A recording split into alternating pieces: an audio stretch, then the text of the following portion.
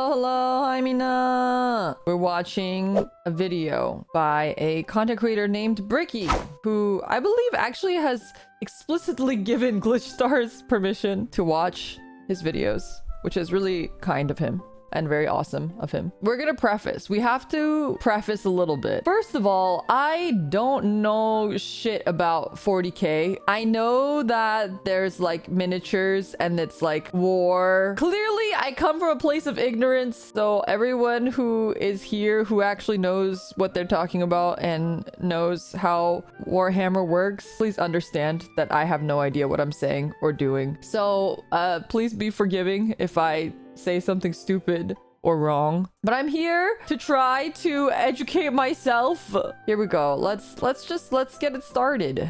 As someone who doesn't necessarily serve, can you let me know how the audio is? But someone who can appreciate them, you will not be getting my legs today, as I will be replacing them with various things depending on which faction we are currently talking about, to add a little bit more context and possible comedy too. Wait, this is like this is just like my tweet, my Amogus tweet. Whatever the hell I'm currently doing. So, hello everybody, my name is Bricky, and this is going to be a long video and a large project that has been going on for quite some time. This is, I need two hands for this. This is every single Warhammer 40k race in kind of a nutshell, explained, a little bit of explanation, a little bit. Okay, also I want to preface that this video is 5 years old. A bit of lore, a little bit of talking about the tabletop, mostly lore, what they're all about, and also a little bit of background for those of you who just have no clue what war. Wait, isn't that the Helldivers logo? Am I stupid? I thought isn't the Helldivers logo like this? No. Warhammer 40,000 is. Now you see, Warhammer and Warhammer 40,000 is a universe people hear plenty of but don't know a whole lot about. They see, oh, there's these dudes in big power armor with chainsaw swords, and they got these big old green orcs, and there's some bugs over there. I didn't even know they had orcs. Everyone calls these guys weebs, and then there's these spiky bitches the over weebs? here. I don't get it. That's I don't me. understand. Where do I start? Well, this video is particularly for you, or for those of you. Oh my god, you guys, that's me. Wait, you guys, this is literally a picture. Where'd you get that photo of me? That's crazy. Who have a little bit of knowledge, but you're kind of curious about each of the different races and factions in Not Warhammer. the face reveal. So overall, the Warhammer universe is vast when it comes to lore. Wait, what the fuck are these words? What am I looking at? I'm not gonna lie, I read this as Ultima Smegma, but that's definitely not what that says. It is Ultima Smegma? Alright, well, I read it as like as a combination of smegma and septum, like a septum piercing. And each different faction is so different with the things that they believe in, and some are human, some are transhuman. Wait, question. Is faction different than race? It's different. Some factions have many races. Okay, good to know. Human, like where they all have all these crazy ass electronics on them. You've got aliens and you've got the chaos factions, and there's so much to entail. I don't like that. I decided to embark on this project to tell you what each and every single one of them is about, and what the Warhammer universe is about as well, to give at least a little bit of an intro to this extremely bloated but very, very enjoyable world that I and many others partake in. So I will be explaining every single faction in the Warhammer 40k universe. That's a lot of factions you can play as. I didn't know there were that many factions here and there. Space wolves? I will not be discussing absolutely everything. The fuck are space wolves? That's a little bit much,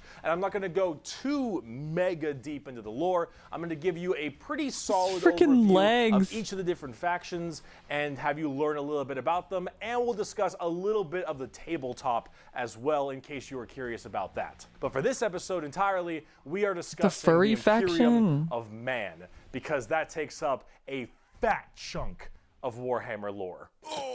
Is that a faction name? What is Warhammer 40,000? Oh, thank you. Well, the 40,000 starts off is the year 40,000, the 41st millennium. That's where it takes place, is in the year 40,000, 41,000 AD.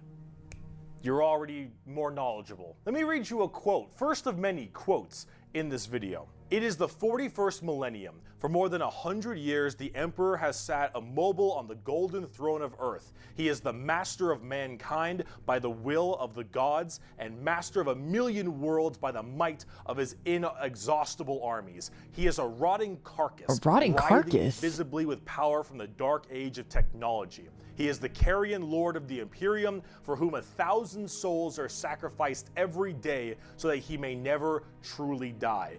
To be a man in such times is to be amongst untold billions. It is to live in the cruelest and most bloody regime imaginable.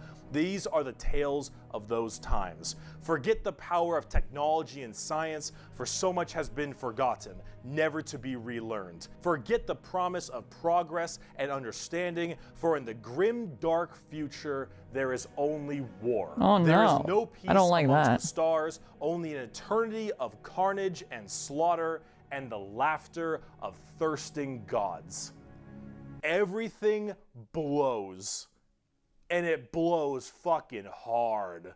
Warhammer is okay, blowing hard like good blowing hard, or wait, so are there gods? Is like that when they say gods, is it like a metaphorical god, or are there actual gods? Kinda. There are literal gods. Literal gods, yes. Gods are real. Real gods, all are evil. Actual gods. All right, actual gods. It's probably the most dark and depressing universes ever in fiction, or at least like top 3. Everything is so absurdly horrible, destructive, or overpowered that it all kind of ends up canceling itself out. It's like Dota.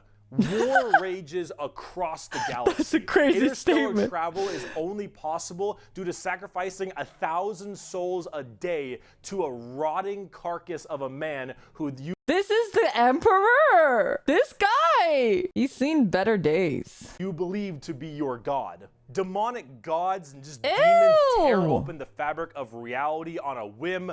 Other Xenos or even other humans end up killing each other in untold billions across the galaxy. It is a time of unending war, slaughter, and a bloodbath amongst everybody. Planets are deemed unrecoverable and are completely destroyed on a whim.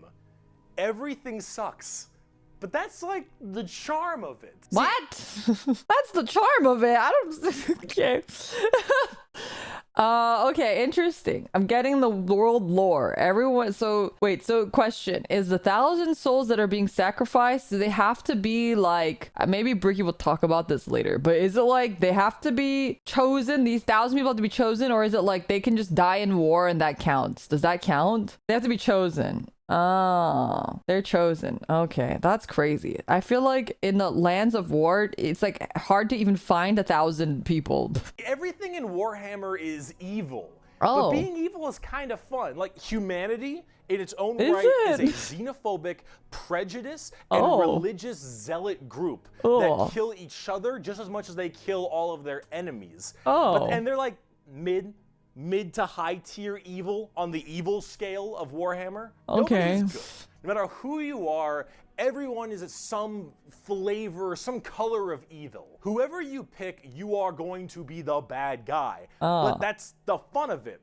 Because being the bad guy is badass. Villains are cool. They look cool. They got cool outfits. They got cool weapons. They got cool armies. Villains are cool, man. And when everyone is a villain, everyone is pretty cool. That's what makes this so charming, is that everyone can be the bad guy.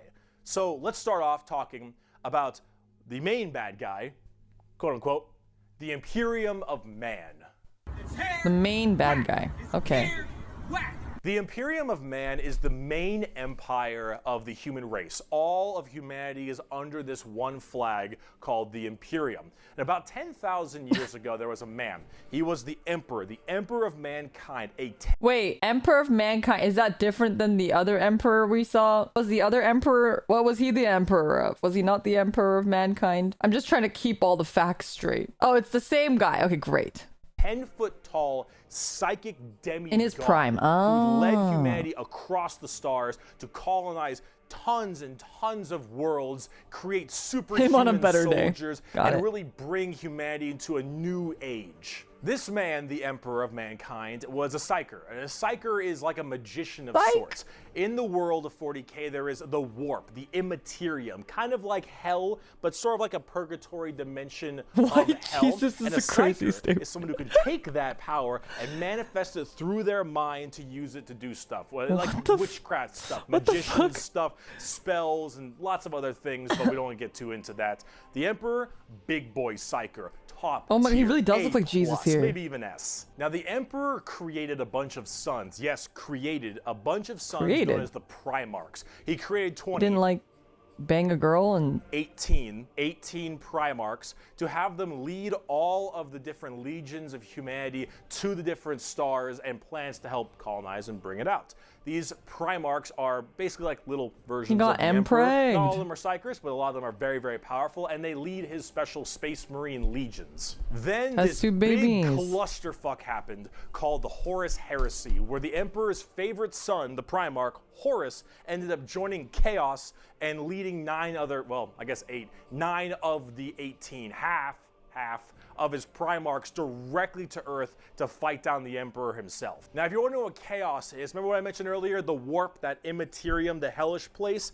In there relies the 4 Chaos gods. Imagine— Ooh, she's hot. She's hot. I like her. Femboy! There's femboys in War. How come no one told me that there was gonna be femboys in Warhammer? I feel like he's evil. They're all evil. That's what we just spent like the last 10 minutes talking about how everyone's evil. I thought there was no greater or lesser evil. I thought everyone was evil. Imagine like Satan and 3 other— He has an army full of battle twinks. Other Satans. The warp being kind of evil, those Chaos gods, that's the reason. And so those Chaos gods manipulated Horus, and then Horus helped manipulate all 8 other Primarchs to lead this giant coup directly on the Emperor on Earth. And they fucked up shit. After this huge civil war, Horus died, but not before brutally wounding the Emperor, and right at the end of his life, they put the Emperor on this large golden throne on Earth, in which he is now alive, just barely, but slowly rotting away, powering something called the Astronomicon, so long as he stays alive, and is— That's so confusing that he's like dead but alive. So does he have like consciousness, chat, or is he just like a figurehead? Is he just like symbolically there, or is he like, can he talk and stuff? Sorta. He's dead, just dying really slowly. Yes, and he's been screaming in pain for 10,000 years. Alright, I guess we'll find out.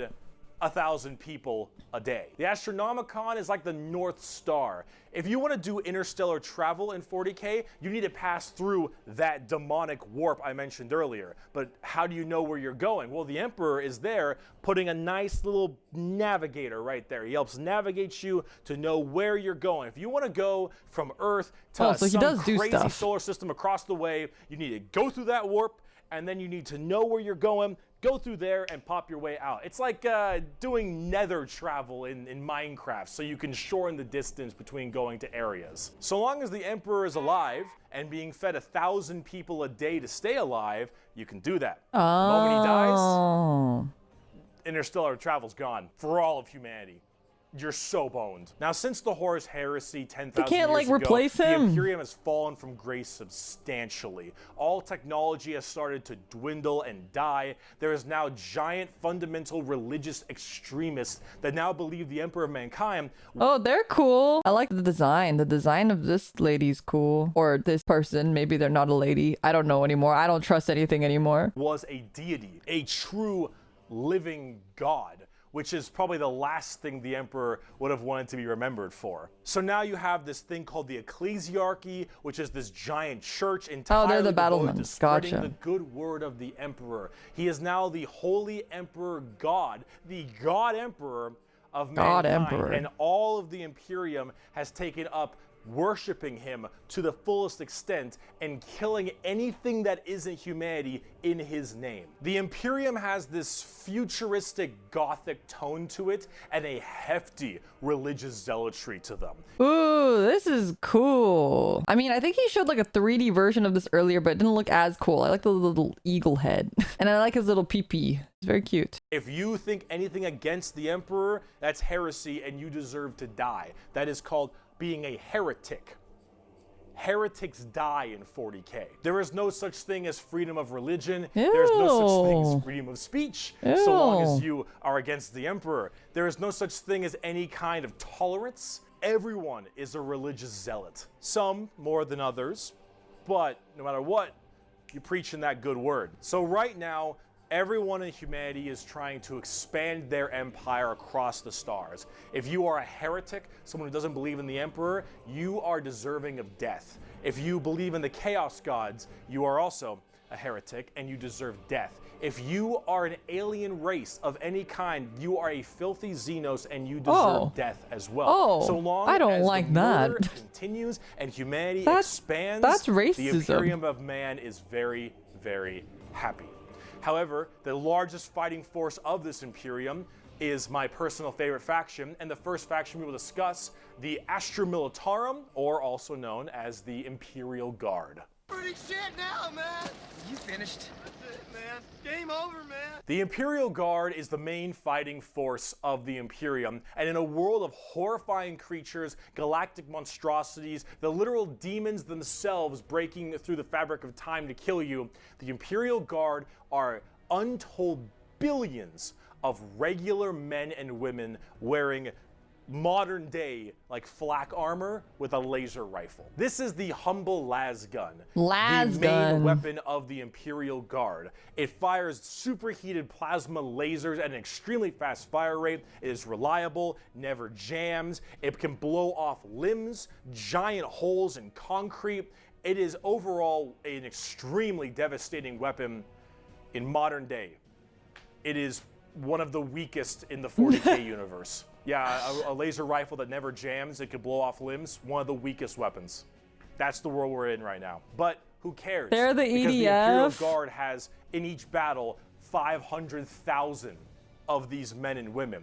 30,000 large armored tanks, 10,000 artillery batteries. The Imperial Guard wins through sheer numbers and firepower. They kind of have this World War I, World War II style aesthetic with legions of guardsmen as well as high company commanders and generals on the field along. I feel like this is like this one, and then the Space Marines are what I'm used to kind of seeing when people talk about Warhammer, like type of helmet style. But this is why I think of EDF or like Helldivers. Right. With them and multiple kinds of troops. A normal Imperial Guard battle starts off with artillery, long lines of artillery, cracking the crust of the planet underneath the enemy's feet. The crust? And as this barrage continues, hundreds of thousands of guardsmen, a sea of guardsmen surges forward, firing and charging at everything possible while the planet rumbles as tanks roll up behind them. Gunships block out the sun and tanks block out the gunships dirt look with cool. the steps and hoofprints of millions of guardsmen. It is through numbers and sheer sundering firepower. They are the first and last line of defense for the Imperium and make up a huge bulk of the battles. The Imperial... Okay, is anyone's favorite... Is it the Imperium? Is that what their faction is called? Is this anyone's favorite faction? I feel like they seem like the most lame one. Like, boring. They're like the poster child. Me? Really? Okay, if you're not boring, I take that back. Miwa likes them. Is it because there's hot men in there or something? They're mine? Really? That's the fun of it. Yes. They're basic, but they're neat. People love vanilla. Oh, you know, thank you for saying that. That really puts it into perspective. I didn't really think about it that way, but now that you've said it's like people enjoying vanilla, it's like, yeah, you're right. While I might not understand why anyone wouldn't just read Mindbreak, I guess there are people who do enjoy vanilla. And that makes sense because Miwa also is very vanilla. It's you know, connection. Guard is also made up of tons of different kinds of regiments. The Catachin jungle fighters live in a death world that's more hospitable than almost any firefight they'll ever get into. So they just have this steroid-looking giant knife. This is like what's that movie with Robert Downey Jr.? Rambo. Tropic Thunder is the one I was. Yes, Tropic Thunder was the thing I was thinking of. If Rambo Predator-looking sons of you just bitches, mentioned it. where nothing is anywhere near as scary as a simple night on their home planet. You have the Valhallan Winter Soldiers who haven't felt their toes in 300 years. The Mordian Iron Guard who are more interested in making their shoes shine than actually fighting a battle. And then, of course, the big one, the Katie. Wait, I like the guys that want to just make their shoes shine. That's me. That guy, you know, can't fight crime if you're not hot. How did that saying go? I don't remember. From Cadia. The biggest export of guardsmen in the entirety of the Imperium. You will fire your first gun at 5. You will disassemble. Wait, what happened? What happened at Cadia? Predator-looking sons of bitches, where nothing is anywhere near as scary as a simple night on their home planet. You have the Valhallan Winter Soldiers who haven't felt their toes in 300 years. The Mordian Iron Guard who are more interested in making their shoes shine than actually fighting a battle. And then, of course, the big one, the Cadians from Cadia. Oh, I see. There's like a faction called the Cadians. Export of guardsmen in the entirety of the But their Imperium. home planet was fire your destroyed. first I gun see. at 5. You will disassemble and reassemble it at 10. You will have pounding artillery drills day in and day out at 15. And you'll fight your first swarm lord at 16. Whoa, And that if you guy looks mention cool. That was Cadia, like a you will burst samurai into an lizard. unrelenting amount of tears and sadness like I do daily. To quote, I have at my command an entire battle group of the Imperial Guard, 50 regiments including specialized drop troops, stealthers, mechanized formations, armored companies, combat engineers, and mobile artillery. Over 500,000 fighting men and 30,000 tanks and artillery pieces are mine to command. Emperor, show mercy to the fool that stands against me, for I shall not. The Imperial Guard are my personal favorite faction in 40K. Oh. They're the army I collect the most, the ones I enjoy playing the most, Okay, well, and the one I take it back. enjoy in the lore sense a lot. There's something about just a regular man with a laser rifle being told to charge the horrors of this universe and willingly doing so for his god emperor. It's just poetic. They actually represent the main Wait, they look Imperial so Guard tactics goofy. pretty well. Large amounts of They artillery. look that so doesn't require a goofy. line of sight, lots of tanks. Look at these guys. They're so look at the ones with their mouth open. They're like the goofiest. Like look at this guy. Look at him. He looks so silly. Tons of infantry, drop troops, and gunships. Overall, they're pretty similar to how they sound, though a little bit expensive to collect, unfortunately. And they don't hit a lot. They have a bit of a bad aim, but you don't really care. Wait, expensive to collect? So like, is this one of those things where like some of them are limited edition and you can't buy them again after like, you know, time passes? 10 of those guys is $40 because they're 30 years old. You need a lot. It's because you need a fuck ton of them for an army. You can't just like mix and match. Just buy miniatures instead of going to college. Trust me, it'll pay off. Because you're just drowning them in shots. However, if you want more action, oh, you guys are saying that this faction is extra expensive because you need more guys. Okay, I understand. accurate fire Got and it. specialization, we can move on to talk about Space Marines. What? The Angels of Death are up next. What? Space Marines are Space genetically Marines. engineered super soldiers and superhumans. They're given extra organs, their skin tissue is toughened, their bones are stronger, they're taller than the average person. They're pretty massive people, and these are the specialized super soldiers that carry out a lot of the more specific tasks for the Imperium. And there's Thank you so much, Anonymous, for the 333 dono. These plastic toys made more money than the entire tea industry of the UK. That's crazy. tons of legions of them. In fact, there's one per Primarch. Each Primarch, Yeah, this one I know. I've seen mentioned these guys before, for sure. oversees their legion of Space Marines. The genetic upgrade they Whoa. get is based on the genes of said Primarch. It's something called a gene seed. That's what brings them up Gene to this like seed. I don't like superhuman level. As stated, each Primarch has their own legion. Robot Girly Man has the Ultramarines. Jagatai His name is Girly Man. What is his name? Robot Girly Man? Is that his name? Is that his legal name? Robot girly man. Yes. Okay. Okay, robot girly man. Khan has the white scars, a rogue. Oh, I like the white and red. That was cool looking. Dorn has the Imperial Fists. Corvus Corax has the Raven Guard. And there's a whole bunch of other side sections that are also extremely interesting and have a little bit more of a twist on the average Space Marines, which we'll discuss in a bit. Wait, so if they're all based off of the Primarch gene seed or whatever, that's a very weird way to because I can't stop thinking about Ocean Man. I'm sorry, Ocean Man. Specifically Ocean Man, I'm so sorry. Anyway, gene seed. So that means that there's 18 of them, right? Because there's 18 Primarchs. So there's 18 different types of Space Marines? Am I understanding that correctly? Yes? Okay. Yeah, there's 18. Okay, got it. Humorously enough, I don't have a whole lot to say about Space Marines. They're superhumanly fast. In fact, it's been said that nothing that large should move that quick. These men in power armor moving at blazing fast speeds. Their reflexes are faster. They look like their skin Zaku's. is tougher. They are overall just extremely powerful soldiers. In fact, where they differ comes down to which Space Marine Legion we're talking about. For instance, the Ultramarines done by Robot Gilliman are the main blue boys. Strong in almost every way, the jack of all trades kind of group that are a little bit too strong, and that's a lore problem, but the White Scars by Jagatai Khan are all about speed freaks, go fast. We're talking attack bikes, we're talking land speeders. You want to go in quick, you want to hit them hard, you want them to be swarming around like buzzflies. Buzz saws. With the speed of buzz saws. Fuck you, Pale King. Salamanders love fire. Fire in the forge, fire in battle. Flamers, melta-guns, multi-meltas. Just so long as something can be burning, that's big. And they're also actually some of the nicest of the Space Marines. A lot of Space Marines have this kind of nicest, like holier than thou thing because of their genetic strength. However, the Salamanders tend to put human lives above the lives of themselves, which is actually rather rare. They're also all black, but not like just regular black, like 2 a.m.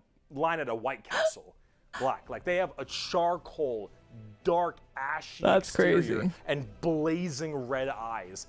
Apparently something about living on their home planet of Nocturne, which I don't know if that makes much sense, but who cares? This is like fantasy land anyway. Overall, Salamanders are actually one of my personal favorite legions because they're just really cool. They're fun to play as because of all their flamer weapons, and they have a nice, like, more heartwarming lore as opposed to being super evil like everyone else is. They're just like nice we're guys. not even a quarter of the way through the Space Marine legions.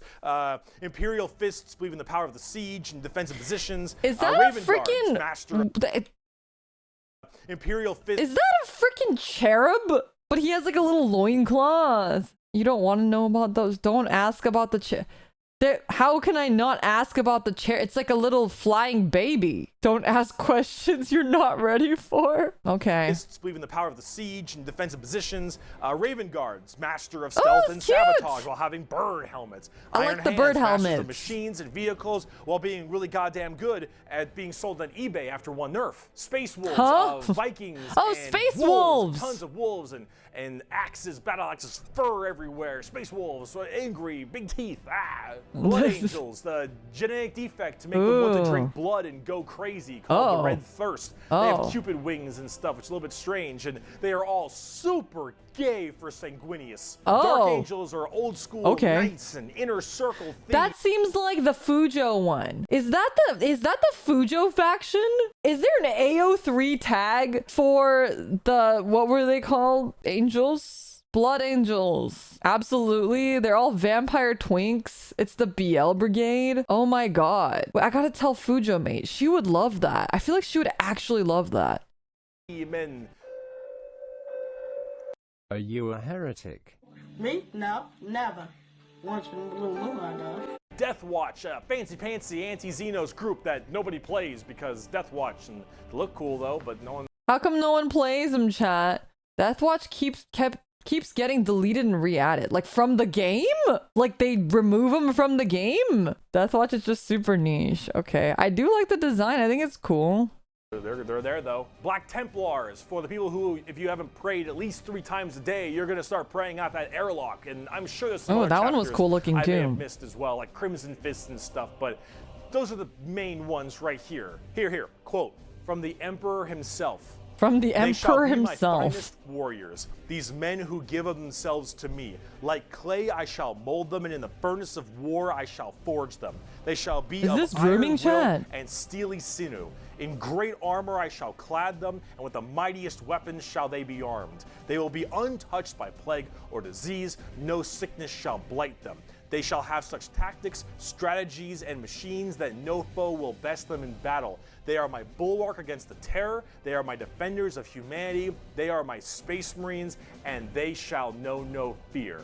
And on the tabletop, they fuck. Oh, they fuck hard. Okay, wait, I have a question. So, because you know how like there was a coup against the Emperor, and so now the Primarchs, thank you, the Primarchs have their DNA turned into Space Marines. So do the Space Marines, like each faction of the Space Marines, do they report to whoever their dad gene is?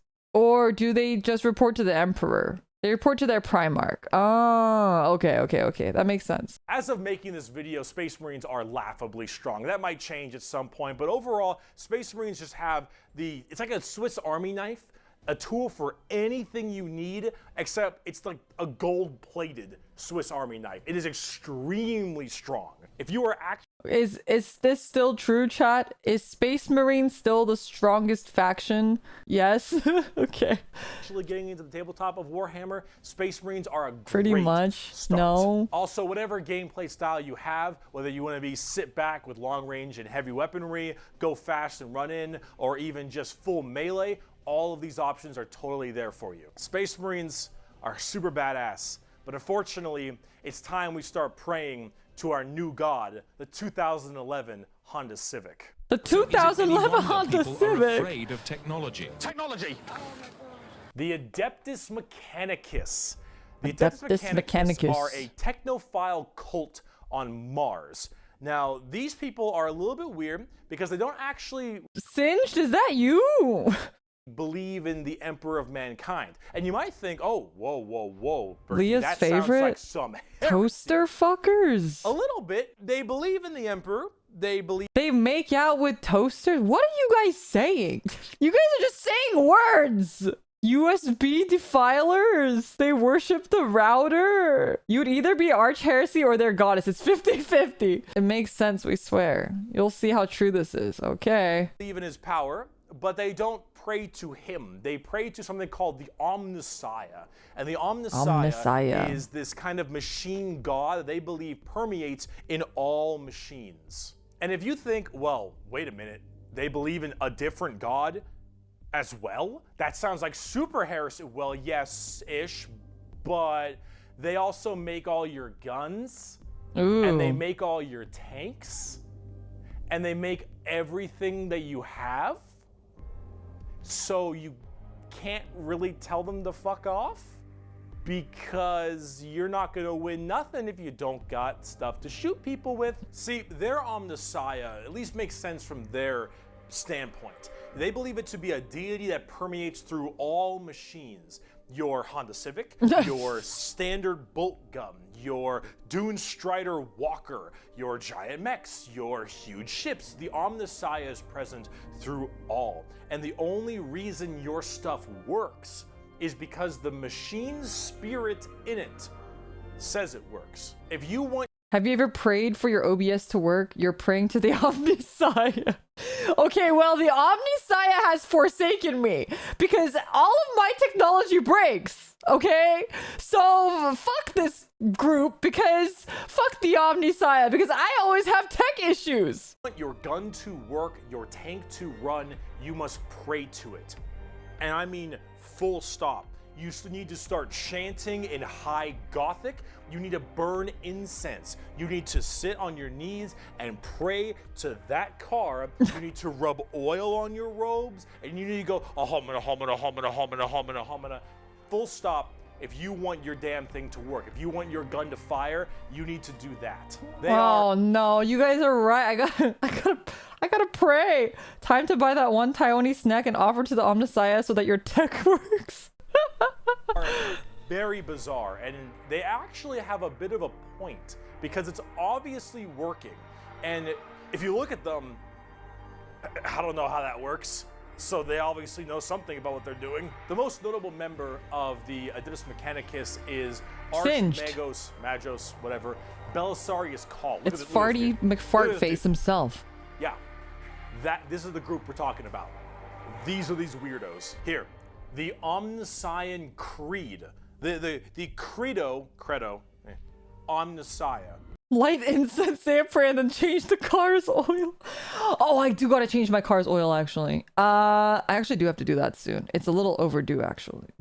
There is no truth in flesh, only betrayal. Real, true. There is no strength in flesh, true, real. There is no constancy in flesh. This is, you know what? Decay. There is no certainty in flesh, but death. Flesh is true. Weakness. Flesh that went is hard. Death.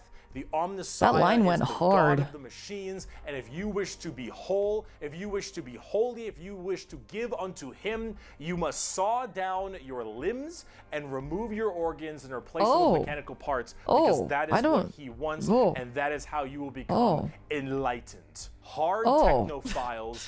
Wait, so you like become a nugget? You get nuggetified and then they add some prosthetics on you. Man, you know, this would have been way hotter if they were all like Chizuru from Chaos Zero Nightmares, where instead of making them nuggets, they just put them all in Shibari. That would have been a little bit hotter, just saying. Mixed with religious extremism. Adeptus Mechanicus. Now, for their army side of things, they are with the Scutari. The Scutari operate with very bizarre weaponry and lots of different kinds of vehicles, tanks, and different people in between. They're very weird, but they have extremely wacky and enjoyable, and in fact quite effective both in the real game and in the lore, weaponry and gear. Overall, as an army on the tabletop, that looks freaking crazy. Is this a photo? Oh, wait, this is a photo, isn't it? Oh my god, that looks crazy. That looks freaking insane. That's like, my eyes are like having a hard time focusing because there's so many things on this. Holy. Whole bunch of different shenanigans, but if you like kind of that quirky, wacky techno thing, I'd give them a pickup.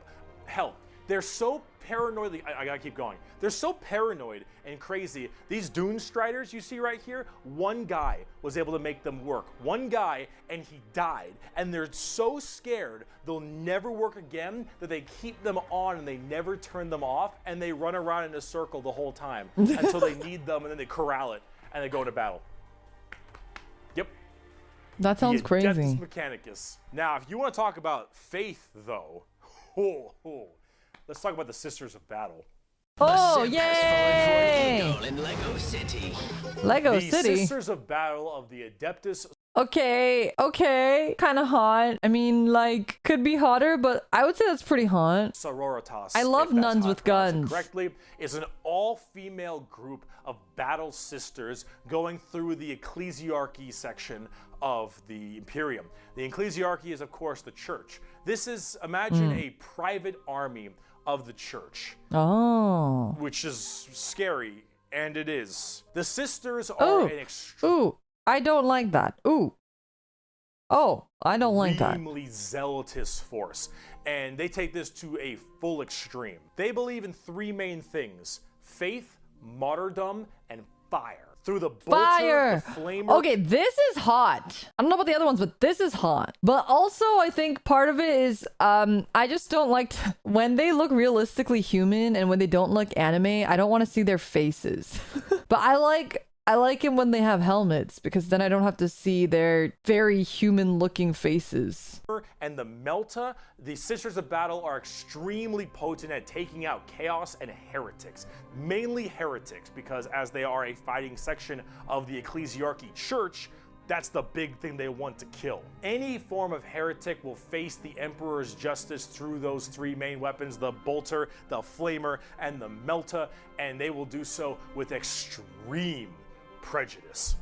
Literally. They are the closest things we have to nuns in space. And I'm talking hardcore nuns. They carry holy fire on their backs. They have holy like books and sigils all across their armor. Their main battle tank is a fucking pipe organ. Is that an organ? It is. They have Wait, that's so funny. Small babies Uh-oh. that they have like The cherubs? removed their brain capacity to make them little servant cherubs to fly around and give them ammunition and shit.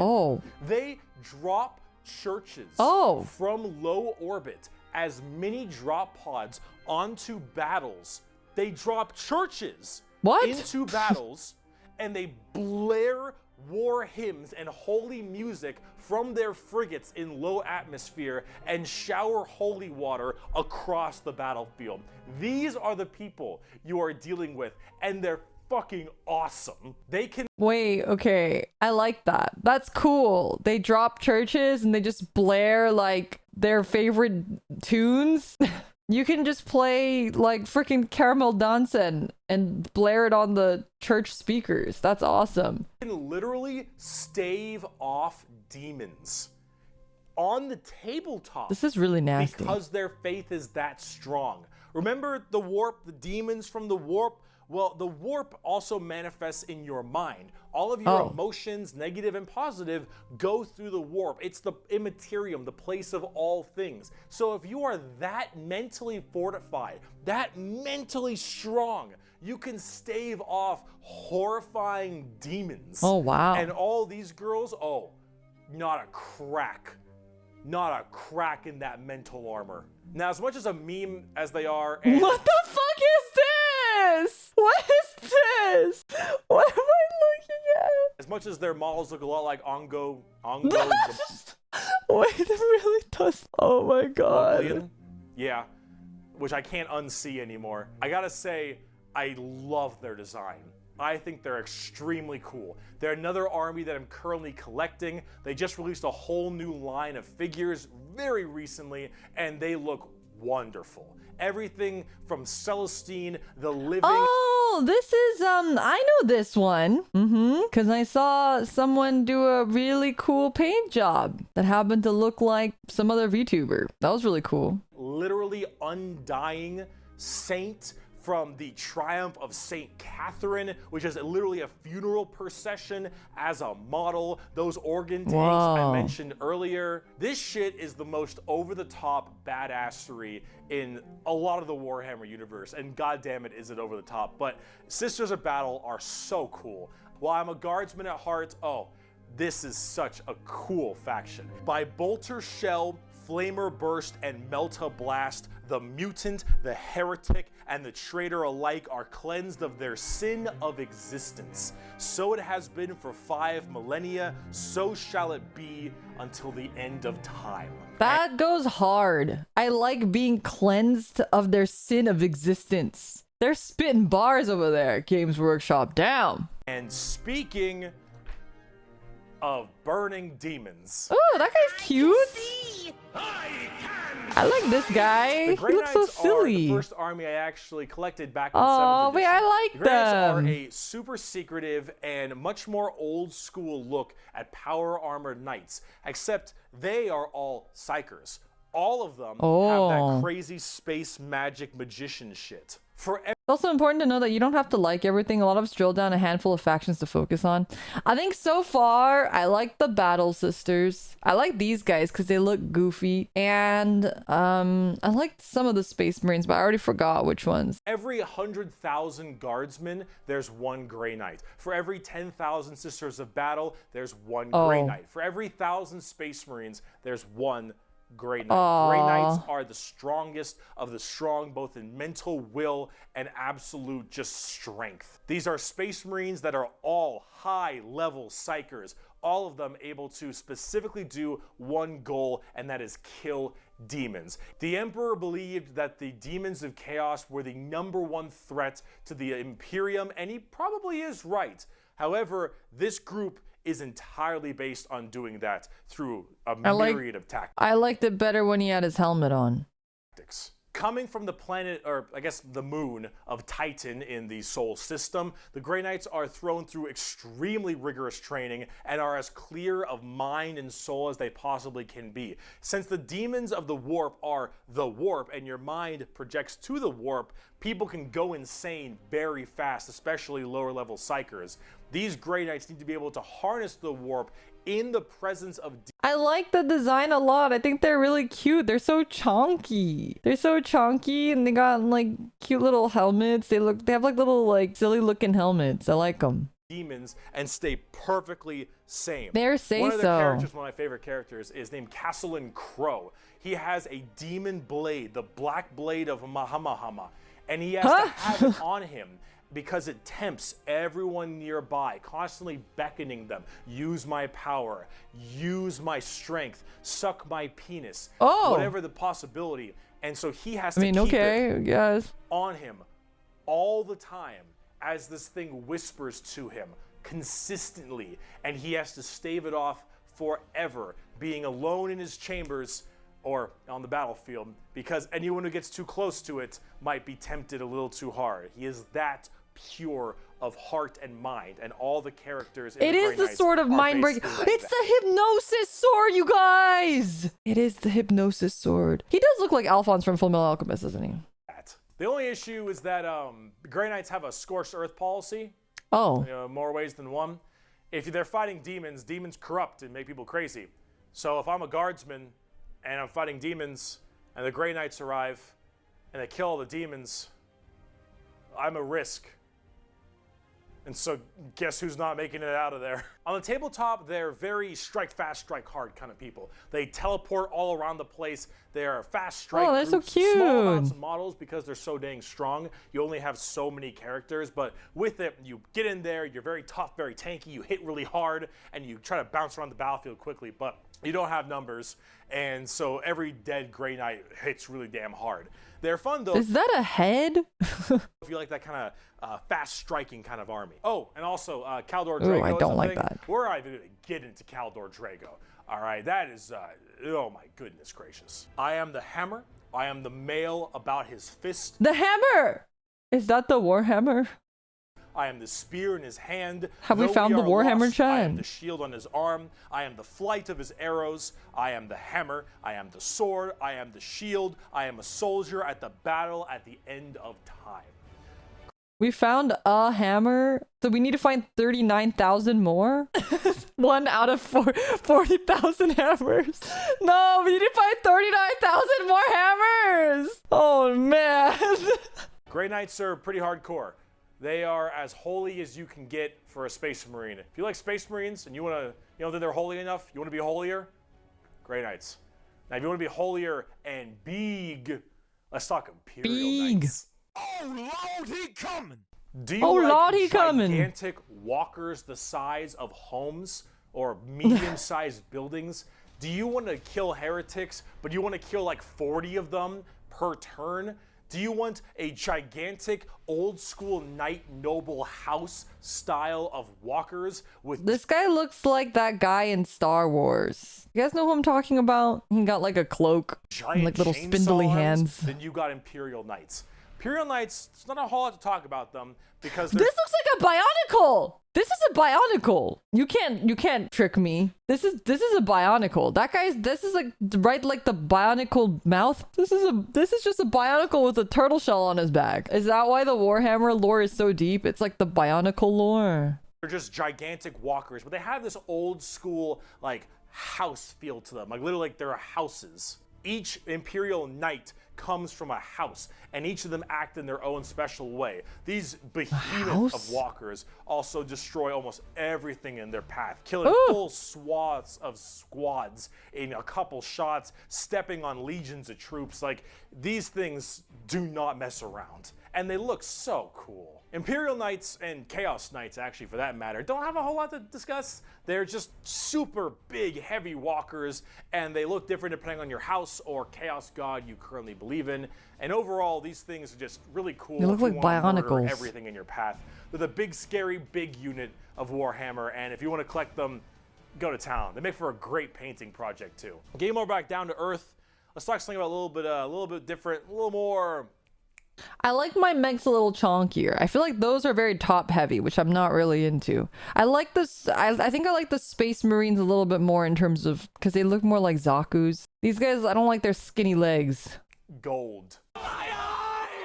If guardsmen are regular soldiers, Space Marines are super soldiers, Grey Knights are super soldiers, the Adeptus Custodes are super soldiers cubed. The Adeptus Custodes are the third major army I own. I know, three armies. Banana Men. I got carried away, okay, but that's all. I only have three, okay? They are our final brand of Space Marines, but these ones are Isn't this super the special, Emperor? okay? If a guardsman is 6 foot, a Space Marine is 7 feet, a custodian is 8 feet. These are the giant defenders of Holy Terra, which is also Earth. Earth is Terra, themselves. These are the people that literally guard the Emperor's throne room, hence Custodes. These boys protect the Emperor's throne room at all times and are literally like handcrafted people. They're not humans brought up by a gene seer or something. These are all handcrafted super soldiers. I think from a tube. These behemoth of men are like 8 feet, 8.5 feet tall, and functionally immortal. They stand still, spear Reinhardt, is that you? hundreds of years without the need to sleep, and barely even the need to eat, watching over the throne room and every other area of Holy Terra for their entire purpose in life. And oh my lord, are they terrifying. These custodians put Space Marines to shame. If you liked your super soldiers, these are your super mega soldiers. One of these men can take on probably 3 Space Marines and most likely win. There are many different groups of custodians as well, like the Solar Watch. Oh, that one's cute. There's also one of my personal favorite, the Aquilan Shield. The Aquilan Shield go I don't out like that to one. seemingly unimportant individuals and protect them because they believe that they are going to be doing something very important in their lives. For instance, let's say there are a cats regular in guardsman Warhammer. is the protection of this giant 8.5 foot tall golden god, because that guardsman will end up becoming a general one day or something of that nature. The custodians work in mysterious ways and are almost always outnumbered, but never outmatched. Wait, these guys are cute though. I like them with their helmets on. I think everyone in Warhammer should just wear a helmet. I have a rule. Can we just make everyone in Warhammer? Because if they all wear helmets, I'm like 90% more attracted to them. I don't want to see their faces. I think this is so cute. Look at him. He's got a little like beak. It's so cute. And he's so chunky. I like this guy too. Wait, these guys are so cute. These people are pretty horrifying, both on the tabletop as well as in the lore. There are very few of them, however, and there's actually an extremely small amount of them. But that's kind of the point. There's only so many of these people that can have war gear this strong, weapons this powerful, and training this good. The custodians have all 3 of it. For 100 years, I stood my watch amidst the somber shadows of the Sanctum Imperialis. I was still as a statue, but always ready. Always attuned to dangers unseen. Days, months, years passed by in a frenzied blur beyond those walls, yet within, little moved and nothing changed. For 100 years, I did not but wait, yet had any threat appeared, I would have struck it down in a heartbeat. For 100 years, I stood my watch, and as it ends, I can tell you this: patience is a weapon. The custodians are the top dogs of the Imperium, and they hurt just that same way. Though I do want to discuss a little bit about the Sisters of Silence before we get out of here, because the Sisters of Silence I also have a few of. Her hair is crazy. They're really fun, all their hairs are crazy. But they don't get enough attention. These kind of bald plume ladies. This is like Zuko in Avatar. Are a whole group of pariahs, are also known as blanks. We'll be referring to them as blanks from now on. So as every mind is somewhat connected to the warp, these blanks are a genetic mutation that has it suppressed heavily. Because of that mind suppression, normal people feel this weird, like, uncomfortable nature when around them. When a Sister of Silence walks past them, you feel ill. You feel just uncomfortable and strange. So most of them don't actually live past childhood, because once they are birthed, they're, well, you know, killed or something at a very young age, because they just emit a horrifying aura. These ladies, however, are guardians of the throne as well for more psychic threats. See, none of the custodians I like her are pointy psychics, so they boobs. have a difficult time dealing with major demons and other kinds of psychic phenomena. These sisters are extremely specialized in it, all of them taking a vow of silence as they don't speak, hence the term Sisters of Silence, but they communicate through hand gestures and things of that nature. But if there's a demon issue, They do American if there's any Sign kind Language. of warp-based problem, the sisters are extremely adept at dealing with them, thanks to their blank gene. They normally work a lot of time with the custodians because they have to deal with both kinds of threats, but they're not represented that way on the tabletop. In This one looks like she has 2 ponytails. It's kind of funny. fact, they only have like one real model for them, which is very unfortunate. I hope they'll get some like news soon, because I think they should really be working together as it is that way in the lore, but hopefully we'll get there soon. But if we're talking about blanks, let's talk assassins. My precious power ring. Whoa. This is like It's been a superhero long video. Marvel. We're about to round it out. We got this and one more human thing, and then we're done. The assassins, though, the Officio Assassinorum, oh boy, these people are deadly. Yeah, they're called assassins. They should be, but oh man, these people will mess you up. So these are from the Officio Assassinorum, a very special organization, and they are handpicked by the Grand Master of the Officio Assassinorum from the what was it called? Scola Progenium. It's Okay. basically an orphan school. Your parents got murdered by demons or something. You get sent to this, and you get trained to be whatever. Tempestus Drop Troop, an Inquisitor, maybe Ooh, even. cool. Maybe you get a blank gene and you get thrown into the Sisters of Silence, or sometimes you just disappear. When you are taken, however, you go to one of 4 temples, because the Assassinorum works in the temple style of things. These temples are the Vindicare, Caluxus, Calidus, and Eversor temples. Let's start with the Vindicare. I'm far away. I've been sitting here for 3 weeks. 3 weeks. The Vindicare temple is the main sniper-based temple. Gigantic sniper rifles for all these assassins. Their whole point is to be able to be in a spot and sit there, eye and scope, for weeks, waiting for their perfect target, taking people out from literal miles away after extremely long time periods. The Okay, wait. Is he wearing a bodysuit or is that his skin? It's very Vindicare tight. temple is about Very tight precise, bodysuit. perfect aim. There have been reports of Vindicares being able to single out particular body parts from over 2-3 miles away. Temples in the head, the jugular, for instance, and been sitting there after weeks. And when they're ready, take that shot. Time is done. Packs them up. The Calidus temple, however, is a lot more about shape-shifting and deviant art. It's mostly a female-based one, Her or at least it seems boobies. to be, and this allows a lot of body augmentation for certain individuals to be able Why should to it look kind of Deadpool? transmorph themselves and infiltrate areas that are problems. These assassins will end up Whoa. taking missions that take This art them looks so years, different than all the other art we've 2 to 3 seen. years to infiltrate a heretical group and slowly work their way up, just to get enough time to put a bullet into the main target's head and then escape unharmed, or become the main target and sabotage it from within. These are all completely about deception, mind tricks, polymorphing, and everything in between, and lots of drawings. Lots of drawings. The Eversor Temple. Just kind of disturbing one. The Eversor Temple is about when you don't want anything to come back alive, friend or foe. You want it all dead. An Eversor is psychogenically conditioned with just This guy, okay, this guy doesn't look like a Warhammer character. This guy just looks like this guy looks like the new Deadlock character or something. psychotherapy and psychological He looks like he's gonna be the next torture Deadlock to character. only feel violence, hatred, and anger. It does the Clockwork Orange style of thing of just making you forced to watch never-ending pain and misery and psycho conditioning, Mind break? I guess is the term. Mind and then break? They pump you full of tons of psychedelic drugs, and they cryo freeze you. Oh my god. And they drop Tag you in an drugs. area where they just want to Tag make mind sure break. everything is dead. And then you defrost, full of just all this insane, mind-boggling I thought he was gonna say mind break. and psychedelic drugs, and you just go to town. Yeah, if you don't care if anyone comes back alive. You're like, all right, lost cause. Send them in. Finally, there's the most bizarre temple, the Caluxus Temple. The Caluxus assassins. This guy looks like the last guy. Even among the other temples. So that blank gene, the people will go to the Caluxus Temple with this as well.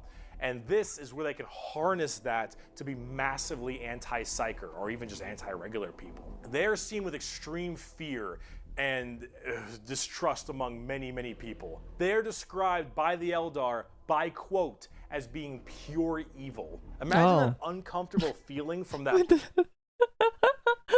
This poor guy. This guy is probably playing some brain rot music on loop. This guy he's just old. This guy's just old and this guy's just playing Zoomer music too loud. Poor guy. That blank gene I mentioned, and then imagine them being taught and given equipment. He got hit by the 6-7. Me when someone says 6-7. To amplify it by 100. If normally regular people feel uncomfortable, now they are basically akin to being a siren wailing directly in your ear. And if you're a psyker, oh no. The sheer presence of a Caluxus assassin is enough for you to tear your skin off. You would rather gouge your eyes out and rip your nails off than even being near this person. The Caluxus assassin is when you want psychers to literally lose their minds, and they will go on their knees and ask you to gun them down because it is a suitable choice over being anywhere near you. The motto of that temple is, "That which is unknown and unseen commands the greatest fear." Now, for the tabletop, assassins they can't just go to the Emperor then, and they can't just like mind break the Emperor. aren't that special. You can call them in no matter what Imperium faction you are, and they do a lot of work for themselves, but at the same time, they're very specialized and require a lot of finesse. And they work the way you generally want them to, though. You want to cause some distortion and weird stuff, you take a Calidus. You want to just murder swaths of infantry and then blow up Eversor. You want to kill that one guy, Vindicator, and if you have a lot of Psychers, Caluxus. It's a nice little, like, jack of all trades if you have a specific thing you want to kill. And you get to choose which is really fun. But now, let's talk about the last human faction. We can round this video out before we do part 2. Oh, yeah, the girl is a new hay. You're so right. And we have a lot to talk about with them. Well, on the subject of heresy. Oh boy. Where do I even begin with the Inquisition? Take every secret police you can think of. The KGB, the Gestapo, the CIA, FBI, any of these kinds of people. And then mark it up by about 10 and give them the most power in the entire Imperium. No, you know what? How about this? This right here, it's not just a quote. This is the imperial motto, the motto of the Inquisition. I apologize for my bad pronunciation. Innocentia nihil probat. Innocence proves nothing. That's crazy. The most powerful organization in the Imperium, the secret police, their #1 motto is innocence proves nothing. The Inquisition goes around like the secret police or like detectives to find issues in the Imperium. It's like a witch, and they like have a different vampire orders hunter. depending on which one we're talking about. The Ordo Hereticus, the Ordo Xenos, the Ordo Malleus, for instance, and a whole bunch of other ones. Hereticus is obvious, they deal with heretics. Xenos tries to find alien threats, and Malleus is demons. They all have different specializations in what they're trying to go for as this Inquisitor. And that's what they're called, Inquisitors. Each of them, as an Inquisitor, has their own free reign to do as they wish. They may have a ship and a crew, and they go out to find problems and interrogate people a lot.